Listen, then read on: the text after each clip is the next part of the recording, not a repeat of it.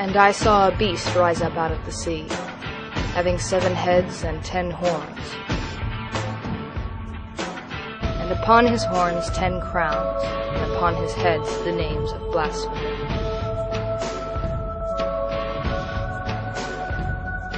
And they worshipped the dragon, which gave power unto the beast.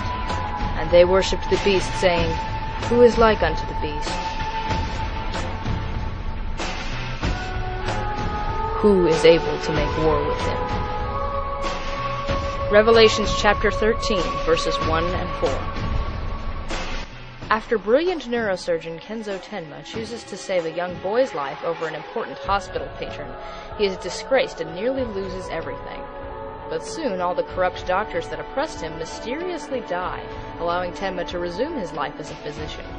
It isn't until years later that Tenma realizes that these events were linked when he crosses paths with a serial killer that's been terrorizing Germany and taking dozens of lives. A very familiar serial killer. I'm so glad I was able to help. That was a good thing. Did you? Oh my God. Isn't that what you wanted, Doctor? That's what you said anyway. Right after I regained consciousness, that's what you told me. That you hated them so much, you wished they were dead. I am not wrong. He is. Bastard. Bastard! He'd be better off dead! All that I did was grant you your wish, Doctor.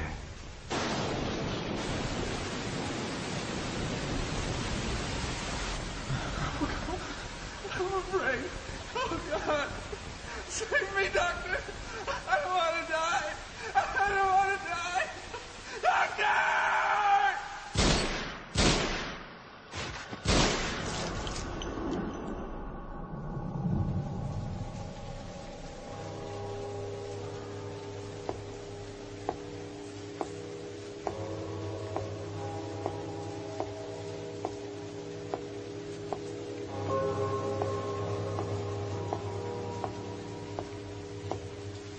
I was supposed to die that night. You're the one who resurrected me, Doctor.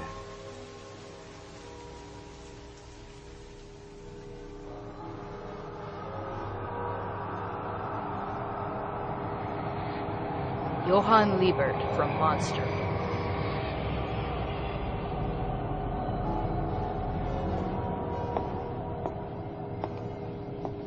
As it turns out, Johan was part of a eugenics experiment conducted on orphans in a facility known as Kinderheim 511.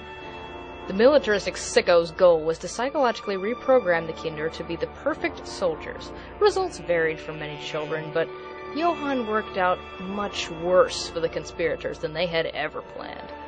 人が集まると憎しみが生まれる。僕はそれにほんの少し油を注いだだけだよ。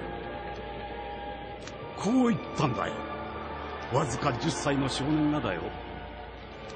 そして彼はやってのけたんだ。自分は指一本動かさずに50人もの人間を殺し合わせたんだ。After his escape, Johan and his twin sister moved from guardian to guardian until Johan got bored, and until Anna finally caught him disposing of his old toys.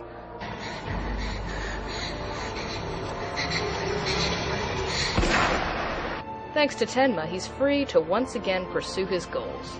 To kill every person he meets, preferably drive them to kill themselves because it's more fun, but he's not picky.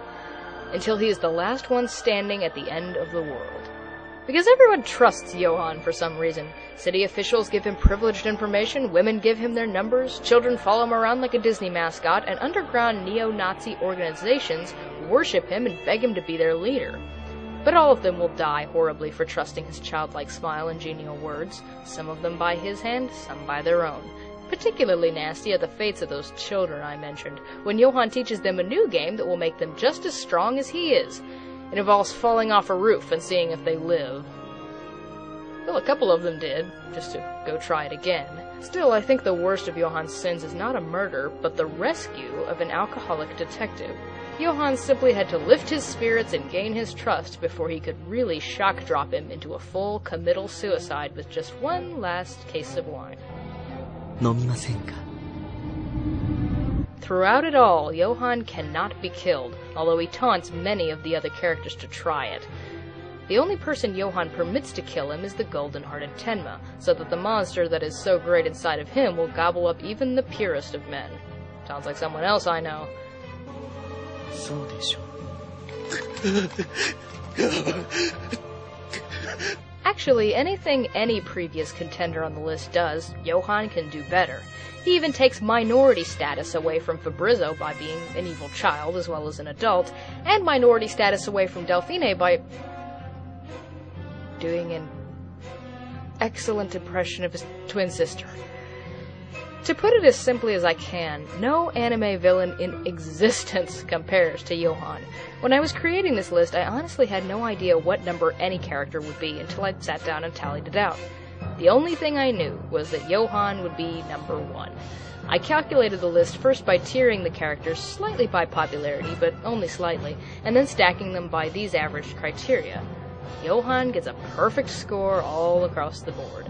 Whether or not he becomes the last monster standing on the face of the earth, he truly is the greatest, the most deliciously evil of them all.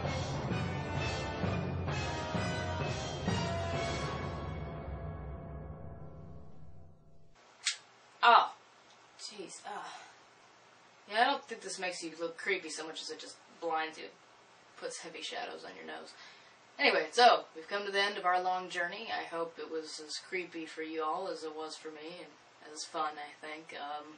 I'd like to thank all of my subscribers for sticking through this big, long, epic, silly thing that I've put together, and I hope you've been inspired to check out some very scary shows with some really awesome villains. I think villains are the best kind of character to play if you're an actor, and they're also, you know, just speaking from an actor's perspective, and then also some of the most fun to watch, I think. Also, we're coming up on October. Actually, we're in October right now. It's supposed to be coming up on October if I could ever get this done on time. But we're in October right now, which means it's Scary Month, which means 4 reviews of horror titles. You can't see my fingers. 4 reviews of horror titles for your enjoyment, and I'm going to be giving you clues as those 4 horror titles if you'd like to guess them before I reveal them. They're right there in the side where, you know, red text always accompanies me wherever I go. Also, remember to post video responses for any villains that you thought were, you know, it was a horrible travesty that I left them out, etc. I know there were several of them. Please be sure to post those. It'll just make the list more epic, more fun for everybody. And with that, I bid you adieu. But just remember, they're not evil. They're just drawn that way. Oh, wait. Come to think of it, yeah, I guess they are pretty darn evil. So, everyone, have a wonderful October, and sayonara. Bye-bye. Now I can see. I'm the fly in your suit, I'm the devil in your shoe, I'm the demon in your bed, I'm the